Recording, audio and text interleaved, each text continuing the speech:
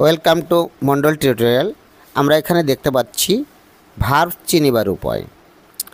Verb চিনিবার উপায় ওয়ার্ডের শেষে ENFY ENFY ESCE ISE IZE ISH ATE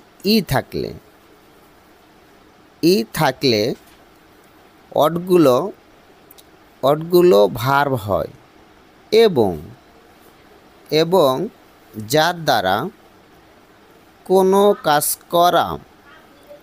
কাজ করা বোঝায় তাকে ভার্ব বলে।